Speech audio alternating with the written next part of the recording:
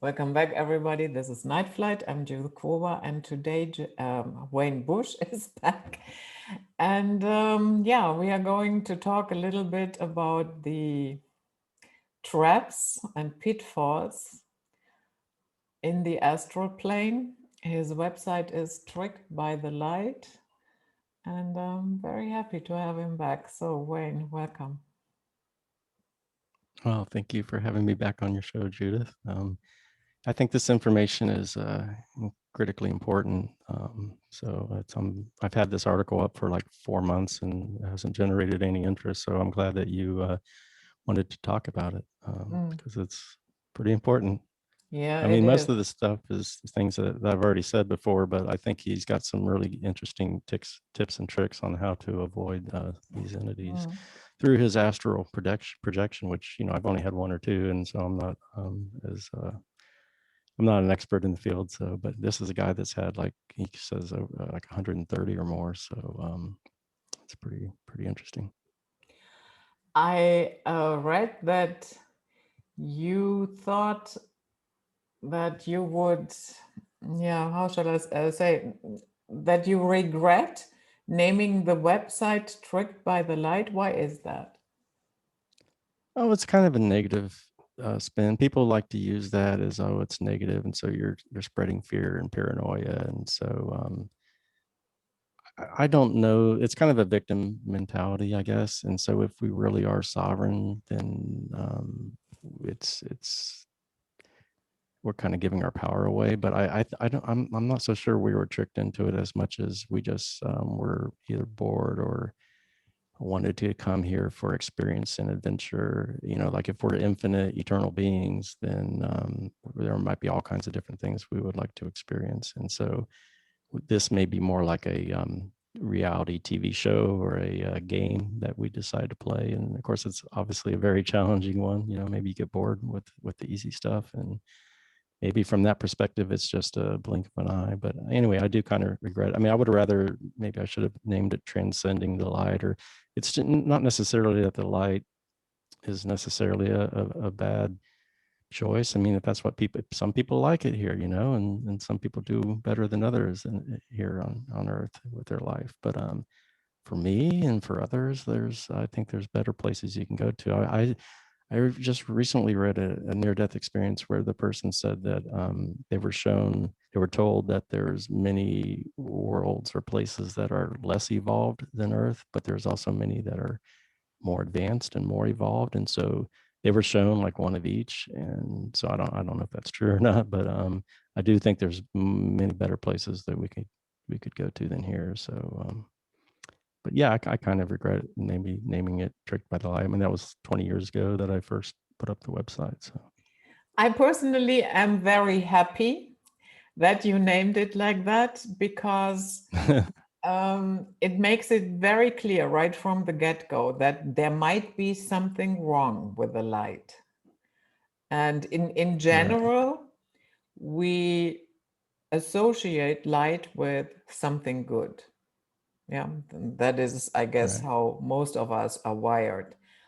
But if you really do not want to come here anymore, then yeah, it's probably a good idea to have a second look at that light. Right. Explore what options are available or Mm, possible. mm, yeah. Yeah, they don't, you can't put a question mark in your URL or your domain name. So, I mean, if I could, I would name it Tricked by the Light with a question mark.com. But yeah, Yeah. can't do that. So is it the gentleman that sent you his experiences? Um, how how did that happen? He just knew about you, or I'm not sure how he found out about me or where he came across my work. I didn't ask him. And so he just wrote me an email, Mhm. and I could read the email if you like. But he basically said that I was right, that the light's a trap. And so that he said he's been having out of body experiences for about 4 years. And he's seen all kinds of things. And so he went into a lot of detail as to what he's experienced and why he thinks, the light's a trap, and some of the entities and how to avoid them. So, and then we just got into going back and forth with emails, and I would ask him some questions just to confirm. And almost all the information he was giving me was stuff I've already said, but then he started getting in, but it was from an experiential point of view. He's been there and done it, supposedly. So, and then he started telling me stuff that I haven't said on the website. So that's when he started getting on into other things that I thought, well, let me put this in an article and put it out there, because it's more validation. It's just somebody's actually is an out of body experiencer. So it's confirmation. Mm-hmm. But he never had a near-death experience. Is that correct? It's just his, no, just is just, I shouldn't say just. It's his out-of-body experiences, yeah? Yeah, he hasn't mentioned having a near-death experience. I don't think he has. Mm-hmm. But 140, he said he's had out-of-body experiences for 4 years. And then he said that he has about 3 a week. And yesterday I did the math. I'm like, well, if he's having 3 a week, that's 150 a year. If it's been 4 years, he should have like 600, but maybe he's having them more and more frequently. Maybe in the beginning it wasn't so often, which I'm assuming that's the case. And then he's also had lucid dreams too, which are kind of close to being out of body, because you can take control of it and Mm-hmm. do a lot of things too. So Yeah. they kind of overlap in a way.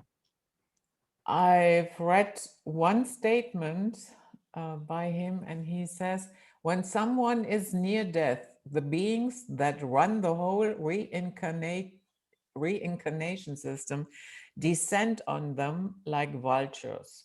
So, who are those beings? And is there, let's say, are there some symptoms that the outside observer could see? Let's say you are with somebody that is near death. I was with my grandma when my parents put her in hospice care. Mm-hmm. She was near death, and so I took off work, and I was with her for, I don't know, 7 or 10 days. And she was talking to somebody that wasn't there, and she told me that there was a man there, and she was like telling him when she was born and what her name was, and like, oh yeah, that's my grandson Wayne. It's almost like they're like trying to identify and make sure, okay, yeah, this is the right person that we're supposed to come get. And so to me, that was definitely a symptom or a sign. I don't know if you mean from our viewpoint or from their viewpoint, but yeah, though a lot of people will start seeing the veil. I think it's thinner at that point Mm-hmm. between the physical and the astral. Did he mention anything to you, or who those beings are, apart from the archons that are descending on the dying individual like vultures? No, he just basically called them negative entities, and that Mm. he thinks that we all have the capability to manifest stuff in the afterlife or in the astral plane, and so that I guess he feels that some of them are just having one over on us. But I mean, I could go through what he feels his main theory is about. I mean, he mentions the Demiurge and archons and how I mean, it's pretty much the same thing that I've postulated. But if you want, I can kind of walk through. I've got like different categories that I've broken up his information into, because it's hard for me off the top of my head just to. And I haven't been like reading it or studying it or anything, so I don't really feel prepared like I could just off the top of my head, say what he said. So. Mm-hmm. But What's the basically, he felt that we were like all one consciousness at one point. I call it the monad, and that it split up and was having experiences through different perspectives, and that eventually it just started. More and more rules and regulations were invented, and But if you want, I can go through it. Yeah, sure. Was there something that stood out to you in in What in stood out the all most? his experiences that he shared with you?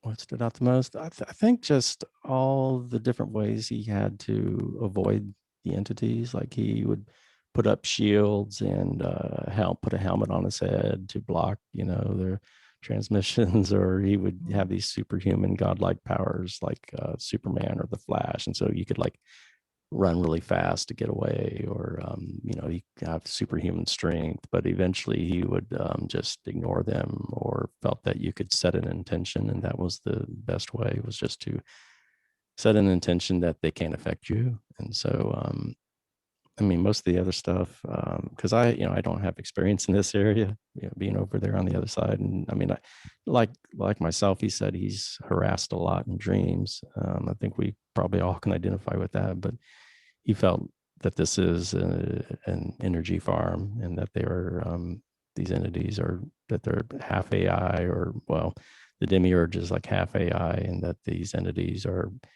we talked a little bit about thought forms and how they can be created, and they take on a life of their own, and they need to feed. And that's what they do with us, I guess, for lack of a better term. Mhm. How do So, but we yeah, I mean, create as it? far as everything he said, Mhm. How do we how do we create create it? it? Just with, I'm sorry, I can't hear. How do we create a thought form? Oh, it's just with your thought. It's a thought form. So if you have the thought, I mean, it's just everything over there on the other side is basically intention, Mm, imagination, and so and then to bring it, I guess, into reality, you have to have a thought backed with an intention, and I guess desire kind of goes in and with that hand in hand, so. But he said you can, anything that you create, you can uncreate. So if it goes haywire or gets out of control, it's kind of like an etch a sketch, you can create it, but then and which I thought that was also very important information to know, that that way you're less fearful about creating your own afterlife or your own world. But you could also go to other places where there's like a consensus that other people have already created a place, and so you can go join them. But that if you create one by yourself, you got more power and control over it. Whereas if you're with a reality that's been created by, or co-created by many spirits, then you have less, I guess, say in what takes place there, mhm. Okay, then go ahead. Okay, well, here's the introductory email he sent. He said, hey, I've been following your work for a while now. You're absolutely right about the light being a trap. I've been having out of body experiences for about 4 years now, and I've seen things most people can't imagine, including the light. At present, I've seen it 7 times, both in dreams and out of body experiences. Every time I see the light, it tries to wipe my memory, unsuccessfully, of course. I found that everyone has the ability to wipe their own memory or someone else's memory in the afterlife. I've tried it on myself and it worked. It caused my memories to start fading. The thing is that if you try to wipe someone else's memory and they don't want you to, they can resist through sheer force of will. This is why they can't wipe my memory. It's kind of like the Jedi mind trick. It only works on the weak mind. So for me, the light is bad because it tries to memory wipe people against their will, which I consider to be One a form of second. psychic rape. Mhm. Okay, thank you. Did I hear that correctly? It is the light itself that wipes the mind. That's what he said. Yeah, he said every time he Mhm, gets near it, it tries to wipe it. But I mean, it's not just the light, but entities can try to do it. I mean, he said that you can selectively do it yourself too. But yeah, but yeah, he said he says for me the light is bad because it tries to memory wipe people against their will. mhm. Okay. He says it doesn't usually do this during near death experiences, but there are a few in which it has. Most likely, these guys can tell whether someone is only temporarily dead or permanently dead, and they proceed accordingly. If they know someone is temporarily dead, they will most likely feed them a bunch of BS to reinforce a religious belief system. If they are permanently dead, they will most likely roll out the memory wipe to prepare them for reincarnation. In my case, I think they're testing me to see if the memory wipe will even work, which it doesn't. So anyway, about my experiences with the light, as I said, I've seen it 7 times. 2 of those times it tried to pull me in. The first time the light itself was pulling me in. The second time there were invisible entities trying to pull me to the light. Both times I was easily able to get away and got the hell out of there. I have considerable experience navigating the afterlife and dealing with negative entities. That's why I was so easily able to evade the light. A near-death experiencer, unfortunately, wouldn't have my knowledge and skill, so it would be harder for them, but they could still evade the light if they realized what was going on and didn't want any part in it. One thing I should point out is that there isn't just one light. There are a lot of lights. I've seen them have different shapes, colors, etc. My guess is the light is a construct someone created to fool people. In the afterlife, thought creates reality. So creating something like the light would not be difficult. I've had out-of-body experiences where I created entire worlds. Anyway, I hope this information helps. If you have any questions, don't hesitate to send me an email. So I did. So one of the categories I've broken down was he talks about dreams and lucid dreams and OBEs and what's the difference between them. And so he said, I've had about 130 OBEs, give or take, but I have lucid dreams all the time too. I found that using my abilities is the same between lucid dreams and OBEs. In OBEs, everything is just way more real because I'm much more awake. In the astral, the further away from the physical body you get, the more clearer the experience becomes and the more control you have. I felt liberated, and it's so peaceful over there. When you're dreaming, it's possible to take control of it and go wherever you want, but you have to be awake enough to do that. How aware I am depends on how awake I am. If you can wake up during dream states, all kinds of interesting things happen. If you're dreaming and you wake up more, you're now having a lucid dream. If you wake up even more, you have an out of body experience. Dreams are just low awareness, out of body experiences. I've had dreams turn into OBEs and OBEs turn into dreams. I have had more lucid dreams than I do OBEs. He says there is even more evidence that dreams and OBEs are connected. When we're dreaming, we're really sleepwalking around the astral plane. He said, I've had dreams that turned into super hyper real OBEs. So it got me thinking, what if the physical world is just another dream, a really crappy one, but a dream nonetheless? The only reason we think it's real is because we come back to it when we wake up. But I just had a dream, had an OBE in the dream, and then woke up in the dream. So the physical world is probably just another dream. If you make use of both lucid dreams and OBEs, you can learn things a lot faster. I usually have about 3 OBEs a week, if not more. The truth is, everyone has out of body experiences when they fall asleep. The trick is to either stay awake while your body falls asleep or to wake back up afterwards. I had one last week where I was half awake and all of a sudden I started floating toward the ceiling. Usually, though, I just fall asleep and wake up in another reality. I've noticed that when you're half asleep and you stop perceiving things through your physical senses, that there is a phase shift that happens where you switch to your astral senses. I find that lucid dreams are a good time to practice the skills I use during OBEs. If you can learn to get good at flying, teleportation, shape shifting, manifesting, etc., during lucid dreams, you won't have any trouble using those abilities when you start having OBEs.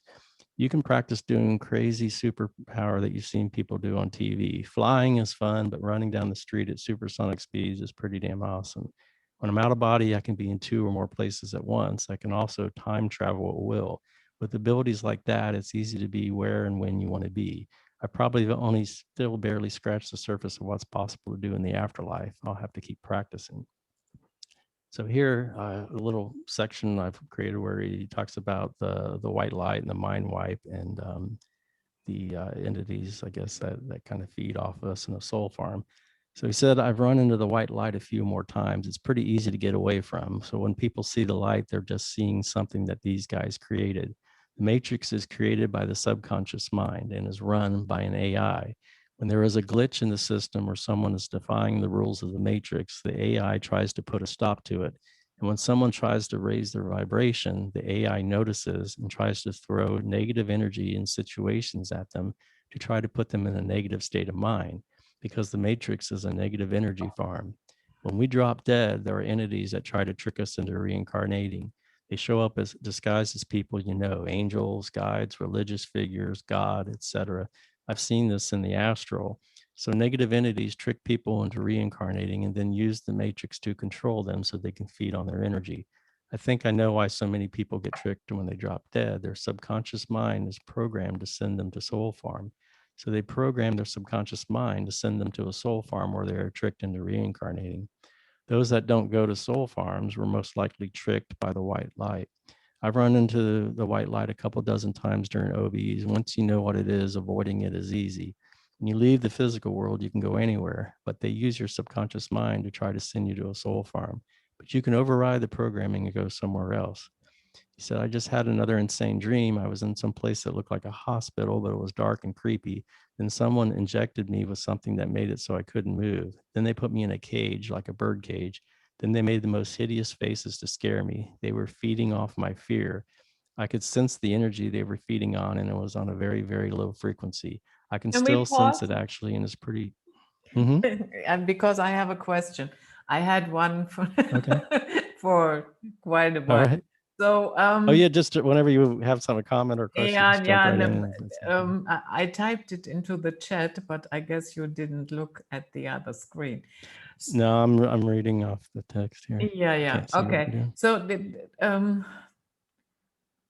did I hear that correctly? That did he say that the AI is controlling and running the astral? I think that's what he said. Yeah, yeah. Okay. I think it's the they're, you know, when we think of angels or you can put it different names, you know, they're aliens, they're AI. I do think it's sort of an AI. At least the Demiurge is like when the Gnostic texts talk about the Demiurge, they say he's without spirit. And to me, without spirit kind of implies that it's an artificial intelligence. Yeah, I concur with that. Okay. But yeah, he did. Yeah, he said that. Okay. So he said the entities that feed off this type of energy are unbelievably sick. So here he talks a little bit about the Demiurge. He says, I ran into what I think was the Demiurge in a dream. I was in this town and this white light appeared in the mine. The light had a face in it. It said that if everyone didn't leave town, the light would grow to encompass the whole town. So everyone got in their cars, but just as I was about to leave, I saw a guy with a beard in one of the houses through a window. He says that he is impressed that I made it this far. He tells me that he's really one of the townspeople from the future. I never saw him, though. He sent automated contraptions after me. I managed to evade his traps. So the way I look at it is these beings are no different than me or you, except they have bad intentions and are very good at deceiving people. I think some of them are just thought forms, though. I ran into the Greys recently, and they have minds like a computer. So they may be just thought forms that are controlled remotely by some entity. They were mostly mindless machines. This guy was only half AI. He had a mind that was like half AI, half human, for lack of a better word. And it was like he was some kind of distortion, one that feeds on distorted energy. He took a distorted form because he was distorted. Whatever he or it is feeds on energy as distorted as it is. Hence, all the misery in the world. The other entities that are part of this system either work for him or at the very least know about him. He can be in a lot of different places at once. I could sense the Demiurge in the room with me. I knew that it had concocted that scenario. I'm sure it was him. I can sense entities even when they are invisible or in disguise. He looked like an old man with white hair and a white beard. So this is me interjecting here. So like, I think, you know, I've kind of given the Demiurge a really bad rap, but on the other hand, I've also said in this interview I had with a near-death experiencer who met the Demiurge, he said that the system that he created here is basically 2/3 light, right? So by that definition, the Demiurge Yeah, would be dead mostly light. good, right? You know, and so yeah, and so anyway, what I think is the Demiurge is he's just doing his job, right? I mean, that's his job, is to create this game, this show, this whatever, this world, and it's not entirely bad, you know. So I just kind of wanted to clear that up, that he's not 100% entirely evil. He's just, and I think he's just doing his job. He's what he's programmed to do. He's either AI or half AI. So Yeah, anyway, but he was talking more and more about him. I have no heart warm feelings for the Demiurge. No, no, no, no, no, no. And yeah, Yeah, I no, me neither. because he created a So show anyway, he says, and he should know that. He, she, it, whatever. but there may be an ulterior reason or motive for why that is. I mean, maybe we Yeah, all then I would wanted like to to know participate in that. this and we volunteered to come. Huh? Well, but according to the near-death experiencer, he said that there's all these people that get in line to come here. It's like the greatest show. It's the only show in, around for miles, and there's a long, long, long line of people that want to come. Life's not all bad. There's some great. For me, the problem is 99% of it's just mundane and largely uneventful, and there's a lot of suffering and work and stuff that has to be done, and the truly happy moments you have are just little spikes here and there. So yeah, I basically agree with you on that note. So anyway, he's talking about this new energy that's hitting the earth is challenging it, the Demiurge, and eventually will replace it. And when that happens, the whole system will fall because its energetic foundation will have been eroded and eventually replaced. When you see harmony, you're seeing a lack of influence by the Demiurge. Where you see chaos, you're seeing the Demiurge itself. But he said there's another force at work that's restoring harmony to the world. And here's a section where he talks a little bit what he feels is the origin or the nature of this reality.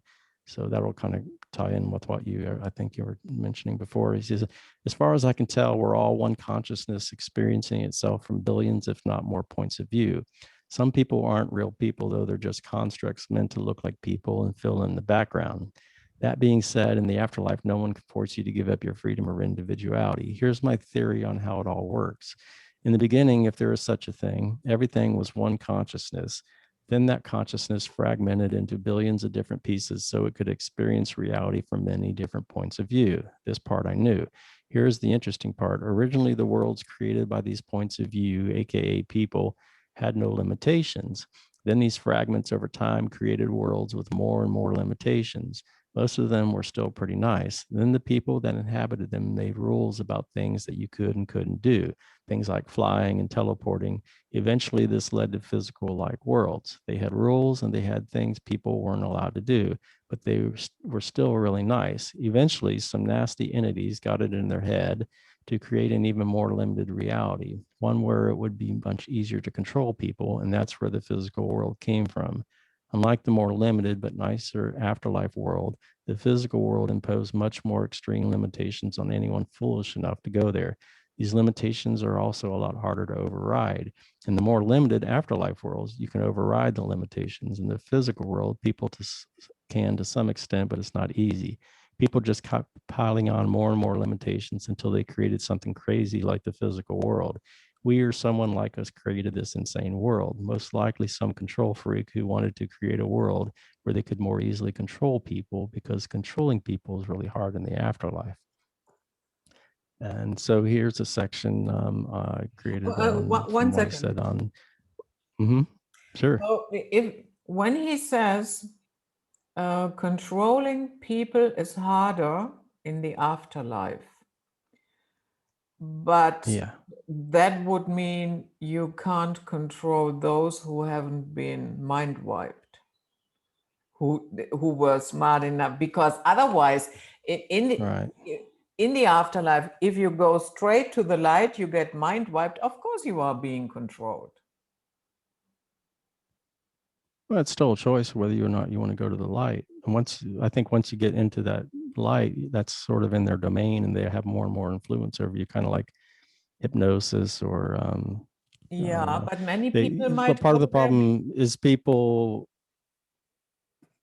is people have these religious views and stuff where this is subconscious, that where they've been taught through religions that when they die, they're going to meet the maker and that they're going to be judged. Or if you're from the East, you might believe in karma and that you have to pay for things you've done. So because of these belief systems, people go there. And of course, like you were saying earlier, we've all been told the light's great and everything. So you see a light, you're in darkness. And as a little kid, you're afraid of the dark, and dark, a lot of people will go to that light, but I don't think you have to. I think it is a choice. But once you do make that choice to go there, then it becomes very, very hard, I think, to get out of that situation, because they have ways of tempting you or scaring you, or if you believe in Jesus and he asks you to go back for a mission because he really wants you to. I mean, what devout Christian is going to say no to Jesus, Yeah, that So means that it anyway. is a good idea to smash all the belief structures before we die. Because what I Absolutely. hear from what I extrapolate from that is you will experience probably what you're convinced of. Yeah, Right. what you just said, be it that you are a Hindu, a Christian, whatever. But, and I would say the majority will go toward the light because they don't know any better. Right. Exactly. Yeah. And so I think if this all of reality is like a dream or consciousness, and I think it's based off of intent and belief systems and expectations and all that. So yeah, that whatever you believe and expect, that definitely, of course, desire plays into it some, but yeah, all that kind of creates whatever that afterlife reality is going to be, in my opinion. So here's a section where he talks about um, the matrix itself and the energy fields that create it. So he says, we created it and then forgot we created it, and some nasty negative entity called the Demiurge took the credit. Someone designed the damn thing so that people would feel pain. He said, the archons are using our energy that they harvested from us to program the matrix the way they want to. The energy they used is energy they harvested from us. So I realized that they were using our energy to program the matrix, but we can wake up and take control instead of having our reality dictated to us. The physical world is a super dense, programmed dream world. The entire system of control is based on a limited reality program. Everyone has their own reality bubble, and that when we interact with other people, if we try to impose our will on them, which is bad, we are energetically trying to overwrite their reality. This must also be why the elite tell us their plans. We are sovereign beings. They have no right to interfere in our reality, so they tell us in entertainment. But if you see it and don't consent, they have no right to impose on your reality. The matrix is an illusion. It's not physical. It just uses programmed energy fields to create the illusion that it is when it isn't. It's created by energy fields. Solid objects are really just energy contained in something like a force field. The outside surface of objects is maintained by rigidly controlled force fields. There's a force that is actively maintaining their shape. The only reason the physical world seems physical is because there's an energy field that blankets the planet that creates the illusion that it's physical when it isn't. If you can see through this energy field, you'll see that it's just a dream world. So seemingly physical objects are really just light shaped by force fields. The physical world is just another afterlife world. It's a dense programmed consensus reality created by the subconscious minds of the population. The reason it seems so limited is because the programming is being enforced by the subconscious minds of the population, but we can take conscious control and turn it into a paradise. The matrix is created by layers of programmed energy fields and is run by an AI. It is created by the subconscious minds of the population and run by an AI. The AI uses the grid to try to make sure the negative and positive energies don't go too far out of balance. It's maintained in a state of duality. The matrix is literally just a bunch of energy fields. It has no solidity and is not physical. There's an energy field that tries to make the physical world seem physical when it isn't. That's an illusion. There's an energy field that makes the physical world dense, an energy field that makes objects and people more dense. I can sense it with my psychic abilities.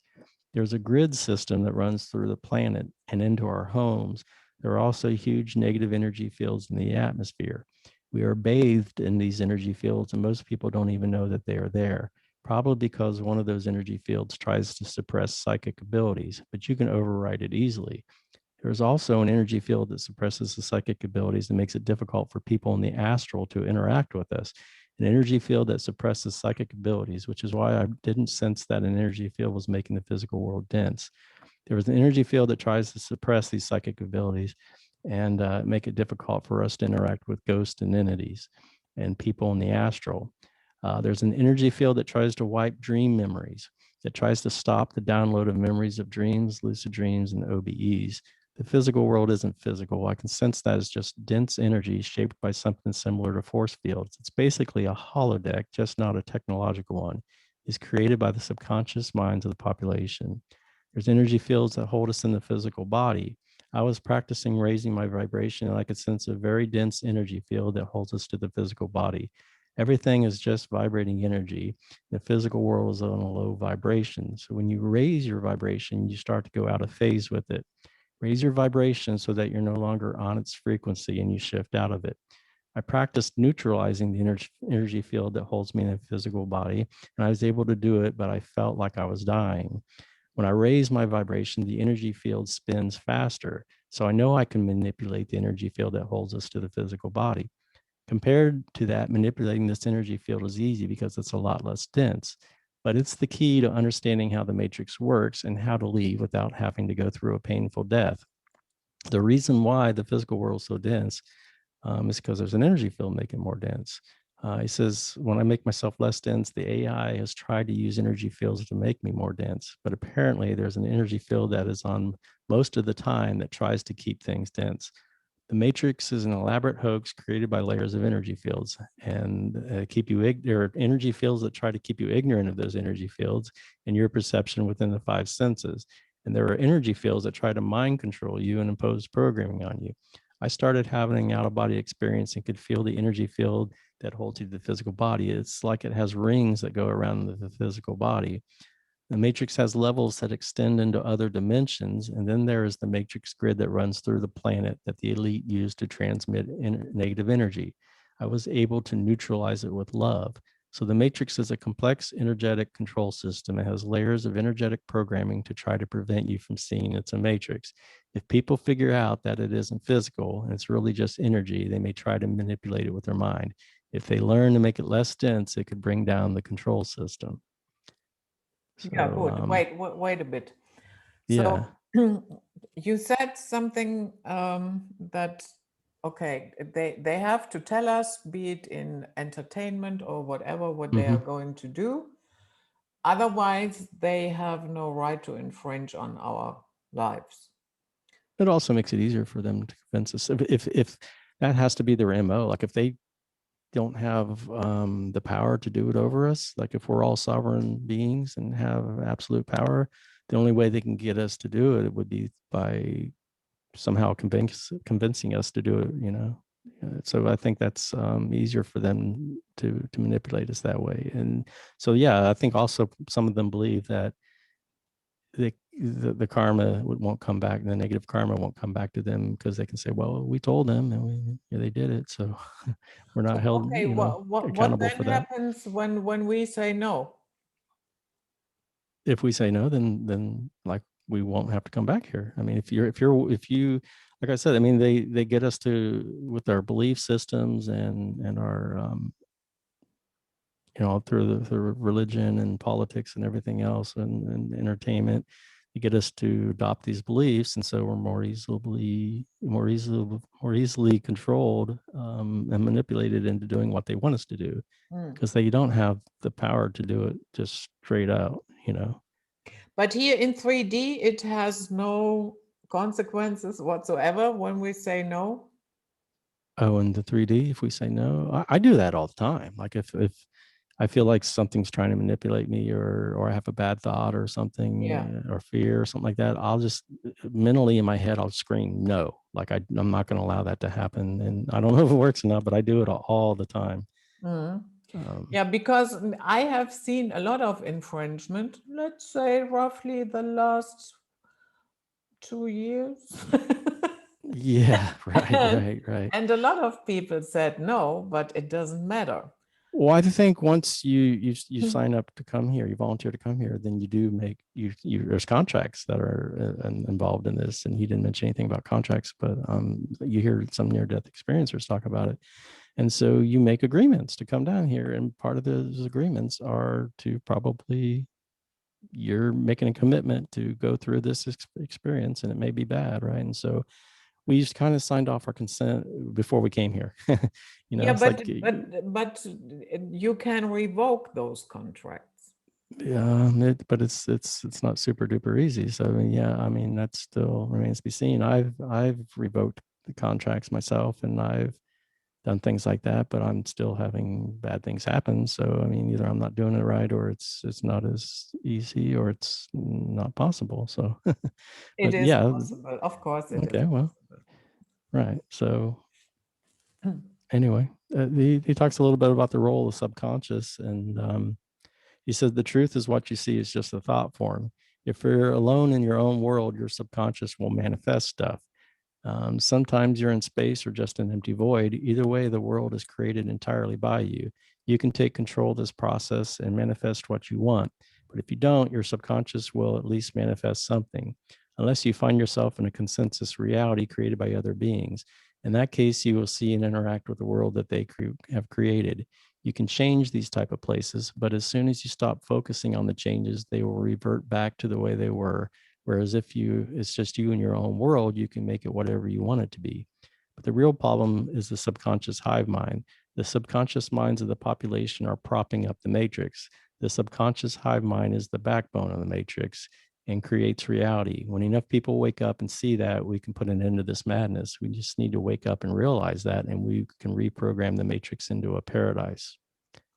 So let's say you have a group of really dedicated humans that are focusing on bringing that energy grid down, which makes up the matrix. Then would the rest of the population fall out of their slumber? They certainly might, because if we can demonstrate and show them what is possible, then they'll either get super fearful and come and attack and destroy it, or they will say, hey, wait a minute, we can do that too. I mean, I don't see why they wouldn't, because if we're, healing things and making things better, then I think they would want to do that too. So here's a section on using our godlike ability, our godlike superpowers, and avoiding entities. So this is a good, important one. He says, so it seems we really are gods who have been tricked into thinking we're ordinary people, but in the astral, we are capable of doing things that are godlike. Having superpowers is really awesome. It's really awesome to just try to do superpowers during lucid dreams and OBEs. You'll definitely learn really interesting ways to deal with negative entities, and you'll find there is nothing you can't do. The possibilities are endless. In the astral, no prison can hold you. No God can imprison another God. The only way they can imprison us is to trick us to reincarnate, but they can't make us do anything. And if we don't go along with them, there is nothing they can do. Their whole MO is to rule by deception. Anyone who has to use deception is not ruling from a place of strength, quite the opposite. If they were more powerful than us, they wouldn't hide who they are or what their intentions are. I really am learning all of their tricks. I'm sure they're not happy about it. In fact, they frequently harass me in my dreams. They will often pose as dream characters, thinking I'm too stupid to figure it out, but I can sense their negative intentions toward me. They just try to scare me, but that didn't work very well. There was one time where I was being shot at during an OBE, and I caught the bullets with my bare hands like Superman does. That was pretty cool. Then one time during an OB, I was in a cathedral and I wanted to get outside. So I flew straight up and smashed through the ceiling with super strength. I also once ripped a huge machine apart with my bare hands. I can choose not to be affected by the gravity of a black hole, and I've been able to zoom in with my vision. I also had a lucid dream where there were like 100 people trying to kill me. So I took off flying straight up, and I imagined that a miniature sun was forming below me, and it worked. Most likely, all my assailants were incinerated instantly. I also had a vivid lucid dream where I created a thought form to spar with. In one of the lucid dreams, I was in some kind of heaven world. I'm pretty sure it was one of their heaven worlds because they were trying to memory wipe me again. Obviously, it didn't work. To protect myself, I manifested a helmet to block the memory wipe. At first, it didn't seem to work. So, with intention, I cleared away all the memory wipe energy that was inside the helmet. I used intention and cleared the memory wipe energy from inside the helmet, and it worked. And I could think more clearly. So I intended to teleport to the beach, and the next thing I know, I'm there. But then the cloud shows up again. So then I manifested an energy shield around me. And with intention, I cleared all the cloud's energy from inside the shield. So shields and armor are pretty useful for keeping things out. I once used the helmet to block the memory wipe. So if they tried this kind of crap, put up a shield and block them. I've learned how to block memory wipes and other psychic attacks that entities might try. I can just put up a mental barrier and the memory wipe can't get through it. I've also learned that I can just make myself immune to memory wipes and immune to the influence of other entities. You can neutralize energy that other energies project toward you. I've used this trick to neutralize memory wipes. I've had a few more interesting OBEs, and one of them, I was outside minding my own business when something pulled me off the ground and into the sky. So I fired 2 tendrils from my hand and they latched onto the ground. And I used them to pull myself down. Then in another OBE, some entities tried to teleport me somewhere without my permission, but they weren't able to because I didn't let them. In another OBE, I was on a couch somewhere. I heard entities nearby, so I pretended to be asleep. But one of them could sense that I was still awake. So I got up and put on a shield and then reached out my arms and spun around like Superman, hitting them all at once. He said in one other one, he imagined a white light around him made of love, and it radiated through the area. And it was a much higher frequency than the entity that was bothering him. After a few seconds, the entity was gone. So yeah, he's used love to repel a negative entity. It's a much more effective way to do so than to get into a fight with them. He said if you can become invisible and intangible, they wouldn't be able to catch you because there's nothing for them to grab onto. Combine that with teleportation and super speed, and they would never bother you again. If we can make ourselves intangible in the astral, maybe that is the key to avoiding all this crap. Maybe it's as simple as choosing not to be affected by people in the environment. You can just intend to not be influenced by other entities, then they won't be able to affect you. I found that's the best way to deal with them. So it's best to know as many tricks as you can. I recently had a lucid dream where some entity was trying to memory wipe me. So I just used the intention that memory wipes don't work on me. So you can pretty much intend not to be influenced by other entities and they won't be able to do jack to you. I ran into the white light in a lucid dream once, and I used the intention that entities can't influence me. As a result, the light had no effect on me. I ran into the white light before I learned to do this, and it actually grabbed me with tentacles and started pulling me somewhere. So I imagined that the tentacles were cut and it worked, and I was able to get free. Usually, though, when something tries to grab me, I just make myself intangible so they can't touch me. The real trick to controlling your reality and dealing with negative energy entities is to master your energy and reclaim your sovereignty. So, revoking soul contracts is important. Any agreements you made with negative entities need to be revoked. It's a pretty simple process. You revoke the agreement, revoke any reinstatement clauses, and revoke any counterparty agreements held by other entities. See, I didn't do those things. Another thing that is important is cutting energy cords with negative people and entities. I cut energy cords with negative energies and got a surge of energy. Raising your vibration helps because you are more out of phase with anything negative, and negative entities won't want to be near you. Another important thing is healing traumas. There's a reason why they want people to be traumatized, because it rips holes in your energy field and it makes it easier for them to feed on your energy. Another thing that is important is to learn to control your reality bubble. When someone is trying to impose their will on you by force, they are energetically trying to pry into your reality. So you have to counter them energetically and push them out of your reality bubble. Another thing important to do is to clear your energy field of negative energy. You can do this by imagining high frequency white light around you. If you aren't putting out negative energy and you're on a high frequency and you don't have holes in your energy field or negative energy cords, negative entities aren't going to want to be around you. I keep practicing and keep getting better because if I do run into the recycling crew when I drop dead, I will be ready for them. So all I kinds have of, one thing about cutting the energy cords. Yeah. okay. Um, Maybe it's a better idea because if you cut something, it can grow back. Right.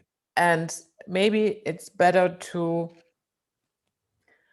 yeah, I'm missing the word. Disintegrated or, Not or not disintegrate, but destroy it yeah, no, not destroy. What's the opposite of entangled? of entangled, Hmm? unentangled. Yeah, but you know what I mean, that you do not just cut it, you slowly but surely and with a lot of patience, you get it completely out of the counterpart. But you Right. take your time and it goes, you know, Mhm. bit by bit by bit until it's completely loosened, and then there is nothing that can grow back. Well, the key thing is intention. So, but yeah, you're right. You have to have the knowledge to know what to make the intention about, right? If you do the wrong thing, if you intend the wrong thing, then it won't be quite as successful. Mm-hmm. So he goes and says quite a bit about don't come back here to Earth. He said you would think people would be tired of this crazy world and would want something better. Most people, though, are tricked into it. Unfortunately, as long as there are people who are easily fooled, there will always be people trying to fool them. The only way it will stop is when people stop being fooled. They're going to have to figure it out for themselves, and I damn sure wouldn't come back here for another round just to help them. The problem is that with a lot of people, the ignorance is held in place with either a religious or scientific belief system. Until people are willing to let go of their belief systems, they will keep making the same mistakes. I may have sympathy for the people who are asleep on this planet, but I wouldn't come back here to help them. My experience, most of them are beyond help anyway. So what is the point? Most of them want to be ignorant. So they are going to have to figure it out for themselves. Personally, I don't think there is any reason good enough to ever come back here. I guess some people might come here because they want the challenge, but if you ask me, those people are out of their minds. One of the problems of being an omnipotent being is boredom. I mean, just look at Q on Star Trek. He was always doing something crazy to keep himself entertained. Still, given the choice between boredom and pain, I would pick boredom every time. Coming here because you're bored is like sticking a fork in a wall outlet because you're bored. I wouldn't come here because boredom is better than pain any day. If you do get bored, there are plenty of things you can do over there.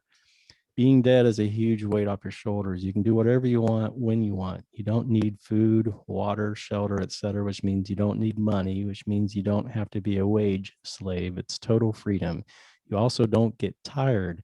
The reason most people have difficulty manifesting what they want is because they don't have enough energy.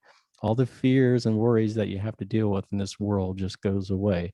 There's only one thing that you really have to watch out for, and that's the recycling crew. Aside from them, though, it's total paradise. I've had a lot of success in handling them. These guys are not all powerful. They operate through deception because that is the only way they could hope to control anyone in the astral. They are able to not only fool near death experiences, but also people who have out of body experiences.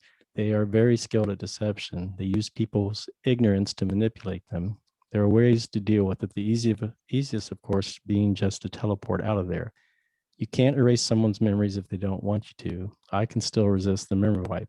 They try to force the issue. I'm well prepared to defend myself, and I have a lot of experience in that department. Besides, they'd have to catch me, and since I can fly and teleport and run like the Flash, that would not be easy. I have spent years training during lucid dreams and OBEs for the day I drop dead, and when that day comes, I will be ready. I was having a dream and I ended up in some kind of reincarnation line. How foolish and stupid all these people were. I start feeling myself shifting into the body of an infant. I'm like, hell no, I'm not doing this. And with all my willpower, stood my ground and refused to reincarnate. I teleported to another area of the line and I held the intention that I'm never reincarnating. After that, I didn't have any trouble. Teleport out of there and go somewhere else.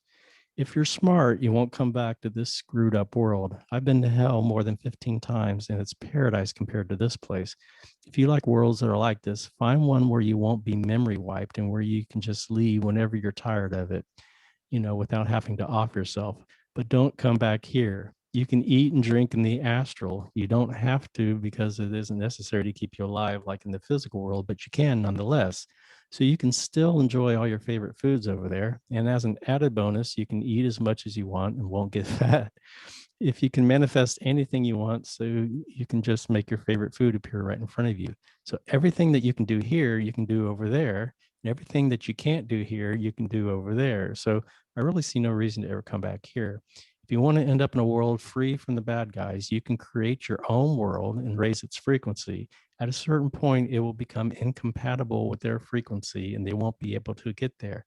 And then you can live in your own paradise and never have to worry about this screwed up world again.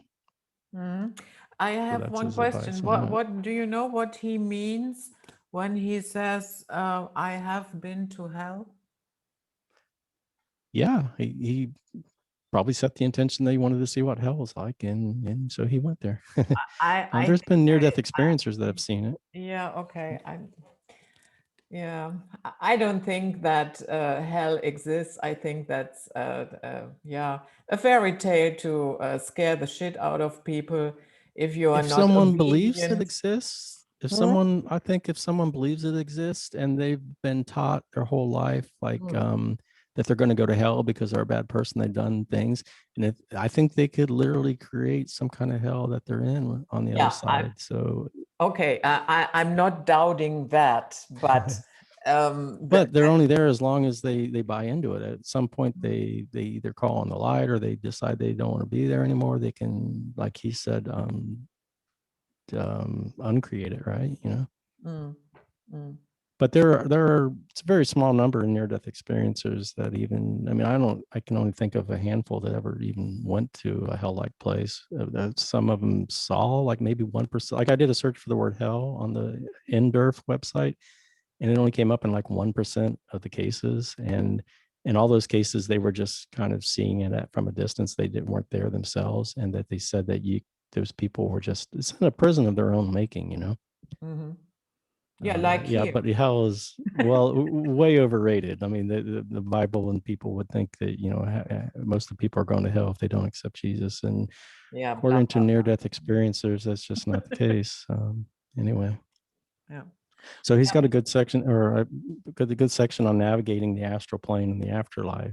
Okay. And he said, you have another question? Wayne, 1 second. Do reincarnate? I'm going to come back as a cat. How about that?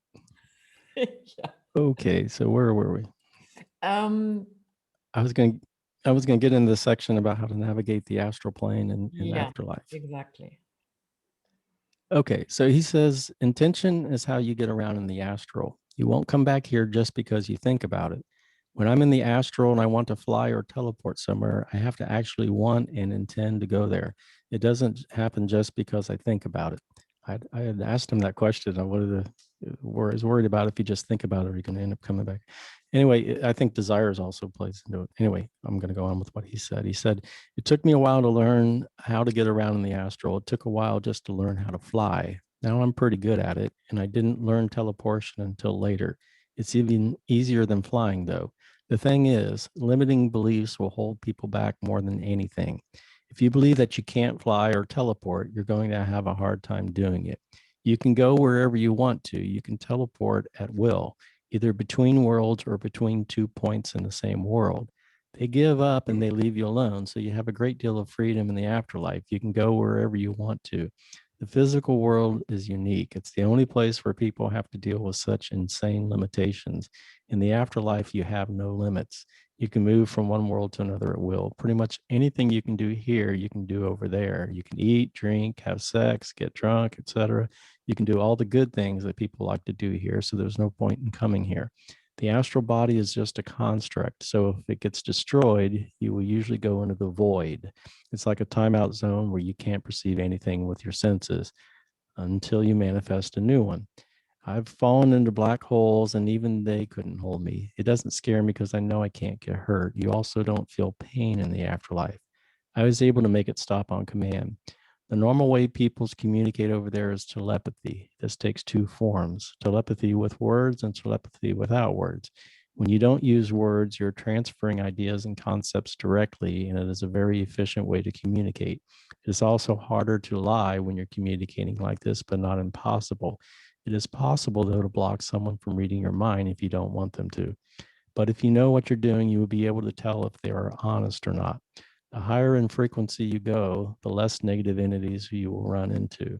It is possible to lower and raise your frequency at will. If I wanted to get into higher frequency realities, I would have to raise my frequency. You can easily leave by raising your frequency. Raise your frequency, and then you won't run into negative stuff nearly as often. So that's what he had to say about how to navigate the astral plane. So in other words, it's all through intention. In other words, what I hear is trust yourself. Don't limit your imagination. Don't tell yourself stories, oh, you can't do this, you can't do that, and you do not deserve that, and things like that. And actually, you will be pretty fine.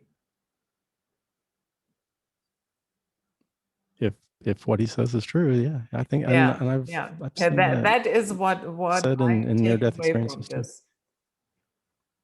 Yeah, I think you're right on the money there. And it's, we give away all our power and with our belief systems and everything. So here's a section on creating afterlife worlds. So he says, we aren't human at all. We're not even male or female. In the end, I think we're just a point of consciousness without form that can take any form at once. The astral body is just a construct. As far as I can tell, if you leave one astral body, you just manifest another one. It's not like the physical body. We can be whatever we want to be. We could float around as a cloud if that's what we wanted to do. I've seen entities that do that. Being a cloud is awesome. I would highly recommend it. Plus, you're intangible, so nothing can touch you. And you can still move really fast as a cloud if you have to.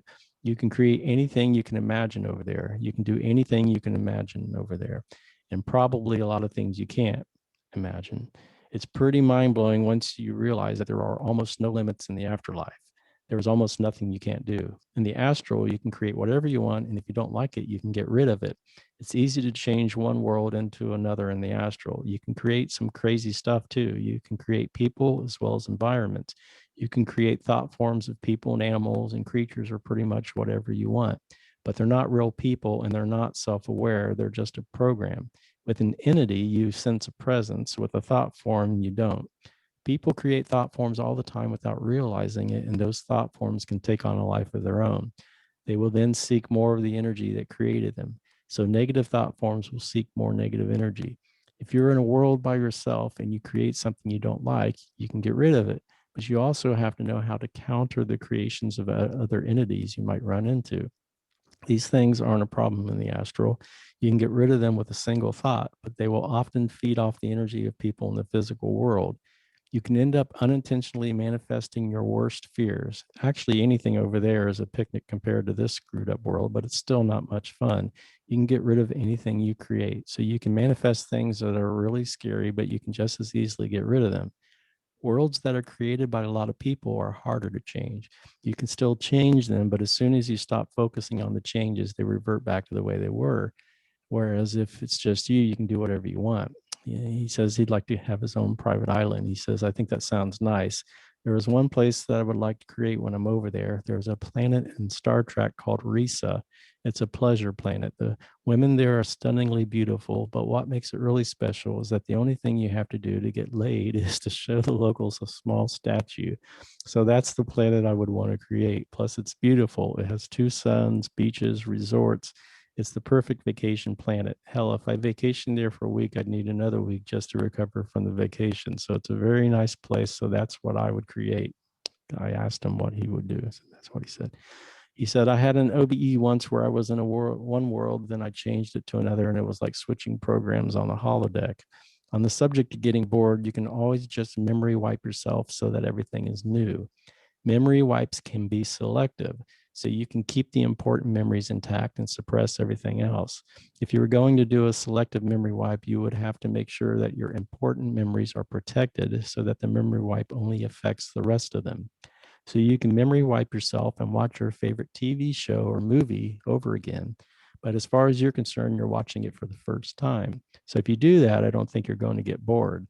So if you use selective memory wipes so that even something you've done before is totally new because you don't remember it, then you can keep yourself entertained for a long time.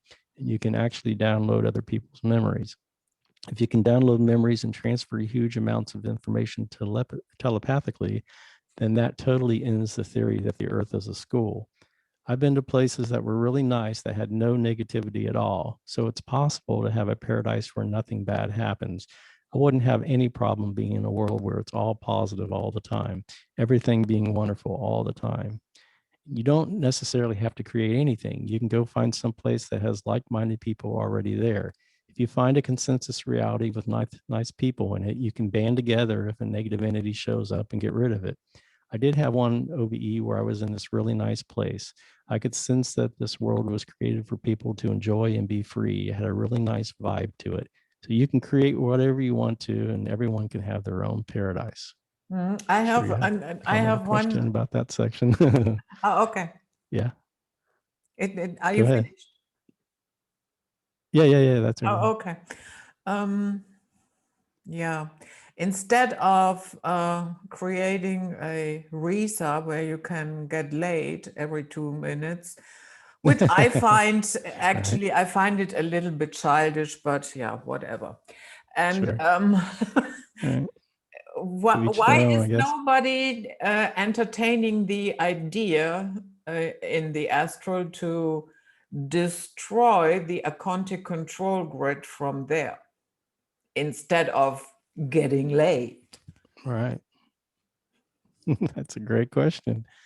I tried to get him to ask a bunch of questions and do stuff over there, but he seemed more preoccupied with having these fun superhero battles with all the entities and stuff. But yeah, it's much easier from over there, I think, to affect the physical world.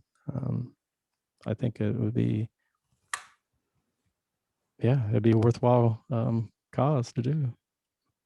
But the only problem with that is you're kind of setting your intention back towards this place, which I don't. I think my goal is just to forget about this place altogether. But I don't want to be waxing nostalgic about things, here. And it's like, gee, I really wish I had another, piece of chocolate pie on Earth, and boom, back I come. And there was an indie ear I read the other day where they they said that they had a wish or a desire about something on Earth, and boom, immediately they were coming back. I guess you could probably set another wish to counteract it, maybe, but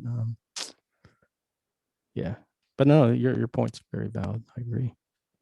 Yeah, because band together and just take it out, blast through it. Yeah, And totally. nothing is I'm left. with you. So there you go. End of story. That was your recycling farm. And now But look. if you still have billions of souls here on Earth that have set that intention and mindset that they deserve to be here, they want to be here. I mean, it's just Yeah, too your bad. one single wish or thought or intention up against billions of ones that are offsetting that or counteracting it. So maybe it's, you can only get so much mileage over there. I don't know. Mm. So he did mention voids. He says there's another state where all of your senses shut off and you're just alone with your own thoughts. This is commonly called the void. You can end up here if your astral body is destroyed, which doesn't happen that often. When you're in the void, it's like you're the only thing that exists. But when you are seeing and interacting with the world, it's just a projection. As for voids, yeah, they can be scary or they can be nice. It mostly depends on your state of mind. So he hasn't really talked much about voids. I get the feeling he hasn't really been in them too often. So and then he re-emphasizes the importance of intention or willpower. He said they really can't force you to do anything. They can try to influence you, but if your will is strong, it won't work. It's sheer force of will. If your will is strong, they're going to have a very hard time influencing you. It takes willpower to do that, just through sheer force of will. The stronger your will is, the less effective the memory wipe is. It's like the Jedi mind trick only works on the weak mind. I'm just strong-willed by necessity. So I asked him how he developed it, being to have such a strong will, and he said he's just strong will by necessity. So then he talks about this new energy that's coming in that's replacing the old system. He said, I can feel some kind of positive energy. I don't know what it is or where it's coming from, but it's there. And it's not just me who's feeling it. Other people have told me they feel the same thing. So if there's some kind of new energy coming in, it could undermine their system. This new energy that is hitting Earth, it's really powerful, positive energy. This energy is only getting stronger and stronger. And my guess is that once the new energy is stronger than the old energy, the whole system will fall apart. It feels like all the programs and illusions of the matrix are slowly being eroded away. It's like the veil is getting thinner and thinner. It feels like the frequency of the planet has been raised. It comes in waves, but it seems to be present more and more.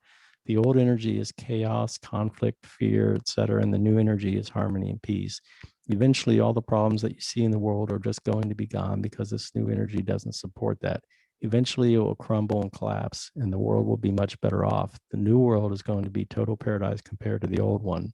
So the Demiurge is losing this war, and it is preparing for its last stand.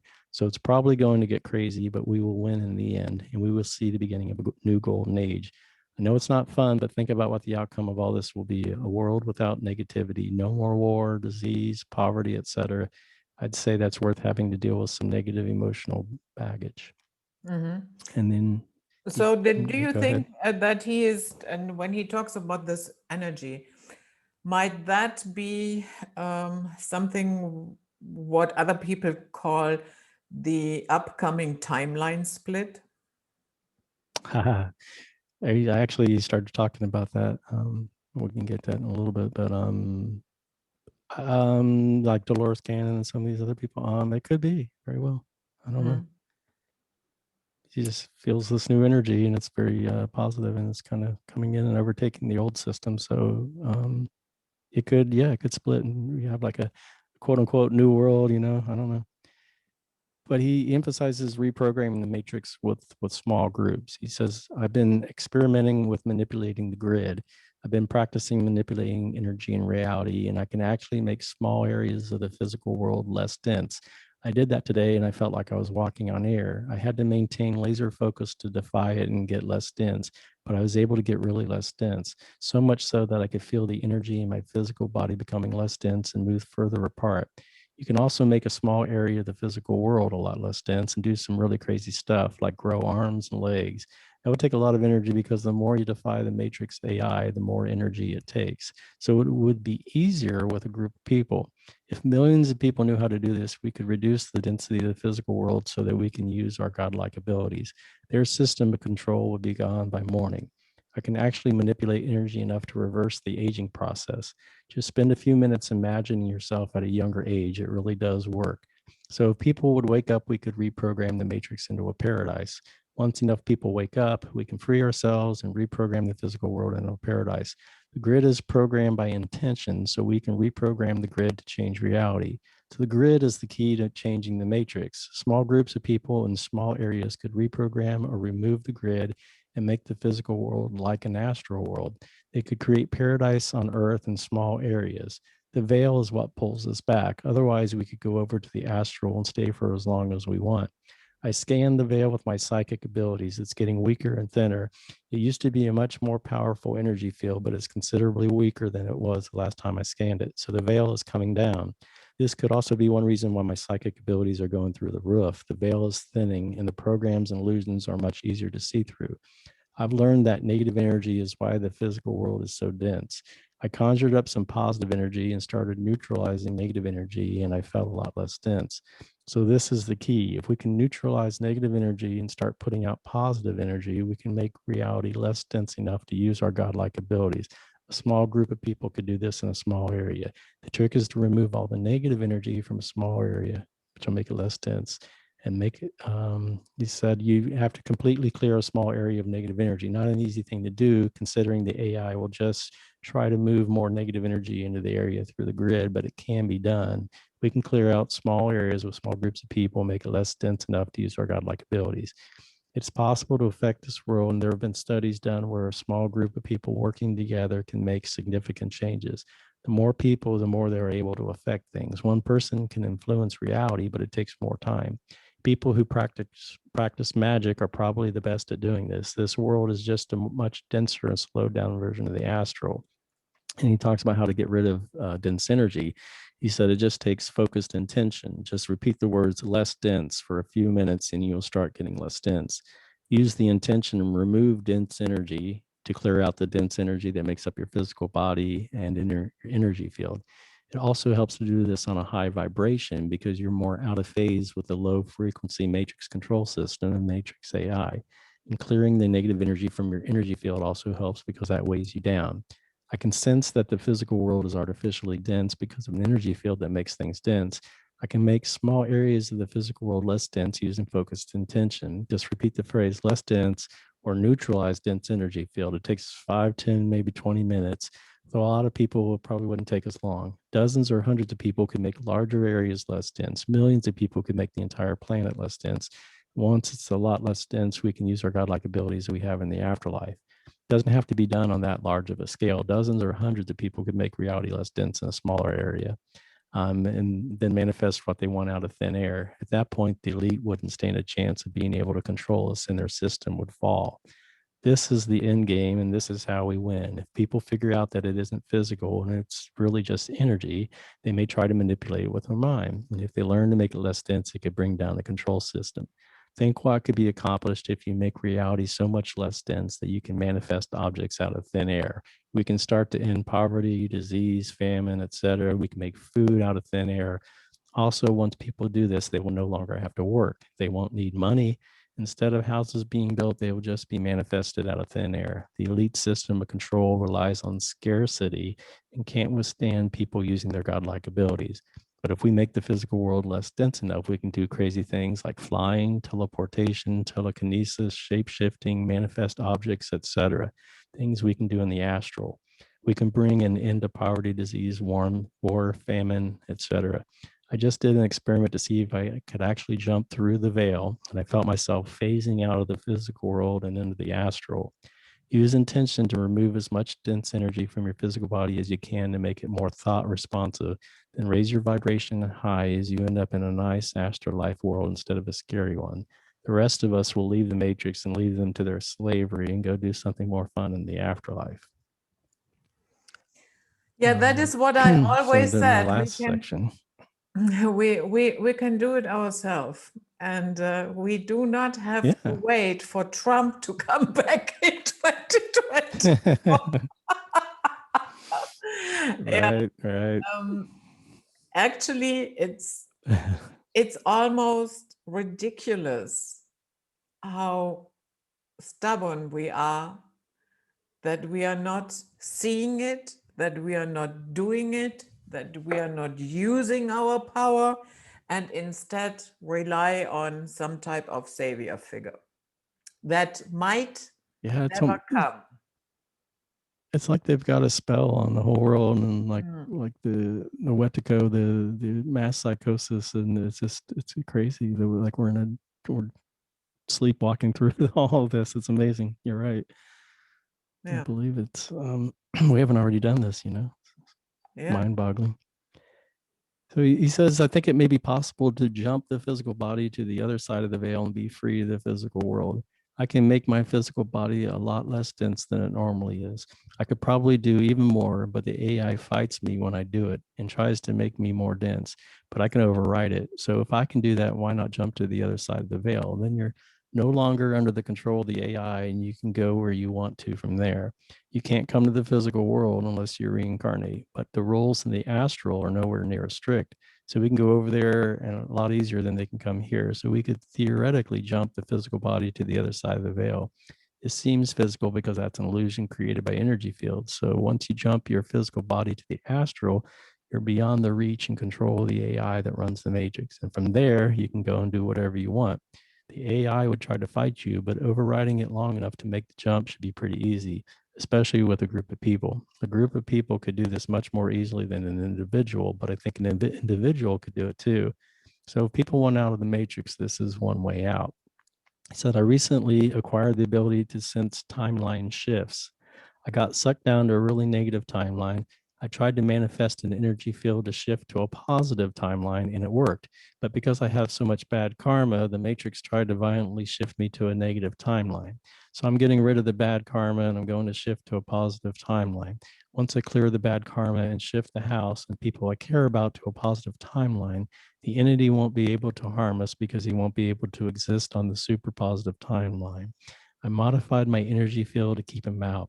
I was messing with something I shouldn't have and got hit with a lot of bad karma. It sent me to a negative timeline, a really negative timeline. So he says, I asked him how to do it, sort of, and he said, just do it slowly. But anyway, that's pretty much everything up to date. I don't know about the karma thing, I guess if you believe in the karma, it can affect you, but I think maybe he means consequences, just things that you've done have a cause and effect, maybe. If we understand it as the original term, the principle of cause and effect, okay, I'm on board. Right. But the second it gets this, what you get in church as well. You take your first breath as an infant and right away you are a sinner. Because we tell you. Right. Yeah, that's just crazy. It's a very negative teaching is that you're born in sin and you're just these nasty, human beings that are in need of saving, and of course God can do. I like the thing George Carlin said, where he said that God created this hell that he's got. Like, if you're not perfect and you don't do everything he says to do, he's created this place where he can send you where there's tormenting and anguishing and all this stuff. But he loves you. He loves you. And it's just so contradicting, It's like, Yeah. yeah. Yeah, that is a very distorted. Personally, I said it many times. I don't think that any of the religions that we have will bring us to the true creator. I don't think I so. agree. It's got to be done from within, and you can manifest whatever you want, but each one of them have a teaching that will, like even in the Tibetan Buddhism and stuff, where the belief in the bodhisattva, becoming bodhisattva and coming back until every last soul is freed and all. I mean, that's a very limiting belief, in my opinion. So I Yes, don't know. of course. And you know what? The crazy thing is, for you to be a bodhisattva, there have to be enslaved human beings. There have to be people that need saving, right? Yeah. Yeah, exactly. So if you set that intention, I want to be a bodhisattva to come and save billions of souls. Well, you just, with that intention, manifested a billion souls that are suffering and in need of saving. Yeah, It's like a vicious circle, yeah. It's crazy. And that was the last belief structure that I ditched many years ago. Yeah. And I'm happy Right, me that too. I I did. had a progression, probably the same one as you and many others. Yeah. I started out by my parents sent me to catechism as a Catholic. So I got a good dose of that. You're an evil sinner stuff. Yeah. Yeah. What You a have to override it. You wonderful have to you way. have to deprogram yourself, basically. Yeah. What a wonderful way to mess up a young mind. Yeah. Tell them from the get-go, you're a sinner. And if you do not this and that and that and this, then God will punish you Right. forever. Right. And they didn't. And in the Ten Commandments, he just seemed to forget about slavery, right? About Yeah. I don't know. 10's a nice round number, right? It's easy to remember. But anyway, I don't want to be construed as being like a hate speech against Christianity, in this new world. It's just not my bag. No. Look, I talk to Christians. I have them on my channel, and I think they have wonderful research. Yeah, of course, it is through that lens.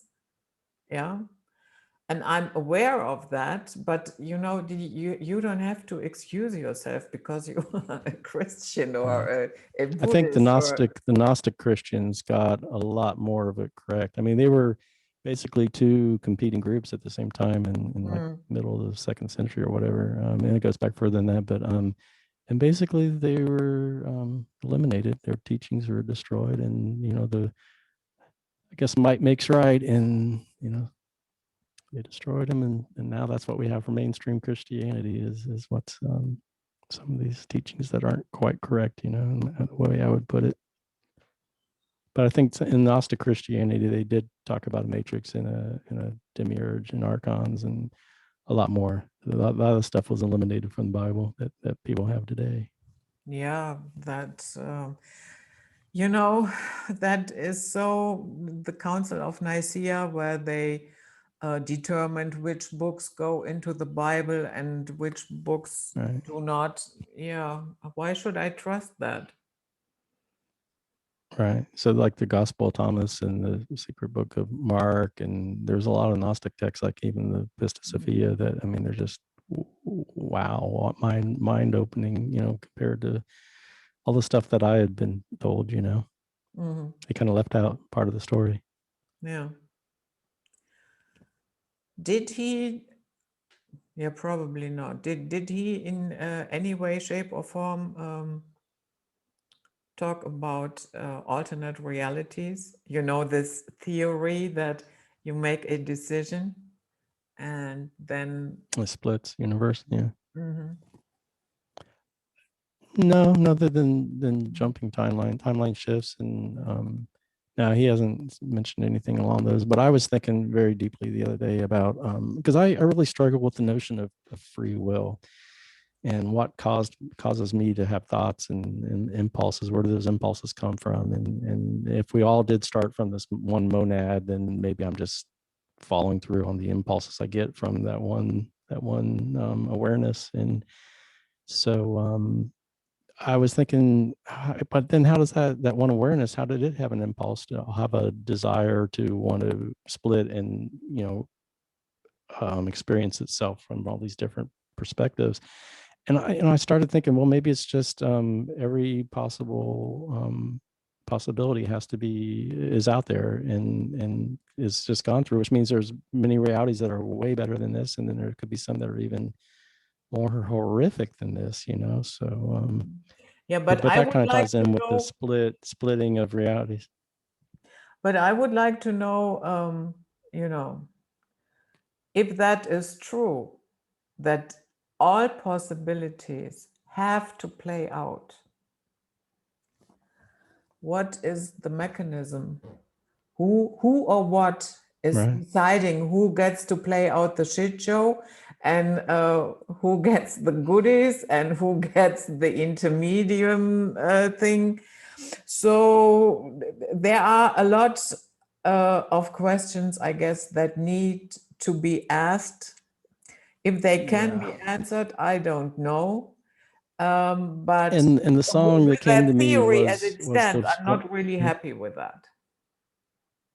No, I'm not happy with anything, to be honest. I thought, but the thing that comes to mind is this song. I don't know, it was like the 80s or something, but Edie Brickell and the New Bohemians, he had this song called What I Am. And it's like where she talks about religion's a smile on the dog and philosophy is a walk on a slippery rock. And in the end, the chorus basically is what I am is what I am. Are you what you are or what? And it's like in the end, we're just dogs trying to figure out calculus. I mean, I don't know if there's any way we can figure out from that high level when we're down here. And in the end, we are what we are, and there's not much we can do at this point right now I mean, you can work like with some of the things we've talked about in this interview, but ultimately, I don't know that we can ever know the ultimate truth. And to me, the biggest truth is that it's like a dream and it's imagination, and we can manifest whatever we want. And we need to get rid of that subconscious limiting belief systems that we have and take control of our own destiny. Mm-hmm. Yeah. I would say it is high time to do that. Yes, it is. Absolutely. But Yeah, hopefully these will be some this is food for thought and some tips and tricks on to get people in the right direction. It's not meant to be the final and say of everything. No, of course not. These are the experiences of one individual, and they may or Right. may not help somebody. Right. Yeah, but ditching our rigid belief structures, that's a biggie. And not It's only yeah, it's religion, that is politics and financial, media, everything. what have you. Yeah. Yeah. And just like you were saying earlier, like I think you said it, but like self-doubt and beating yourself up and having, not giving yourself enough credit or not even believing you have the freedom or ability to do certain things. That's another big, and of course that's been shoved down our throats since day one too, is that you just, Yeah. you can't do everything, you're just some weak person. Yeah, exactly. Christianity does a good job of implanting that one in you. Yeah, but Right. he said a lot of things that I felt for a long time, that it really has a lot to do with our intention, that we have to trust ourselves, that we should stop beating ourselves up, that we should smash our rigid belief structures and so on and so forth, and yeah, and go for it.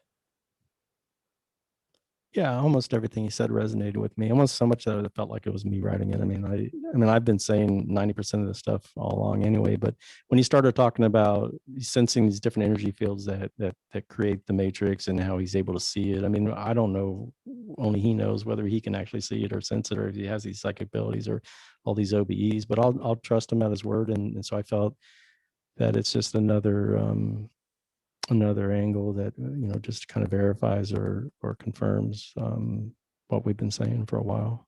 Yeah. From I mean, not just near death experiencers, but there's also out of body experiencers. I mean, even recently, Courtney Brown of the Farsight Institute, I think it is. Mhm. He's a remote viewer, and has this section, this video or something on the white light trap and all this stuff. So almost every endeavor or field of research, I mean, a lot of almost the big heavyweights are saying the same thing. Mhm. Yeah.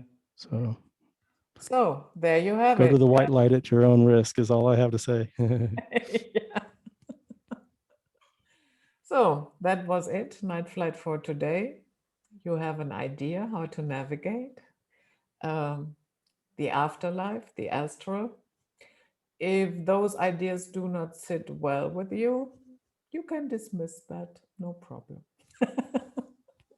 So Right. thank you Well very said. much for coming, Wayne.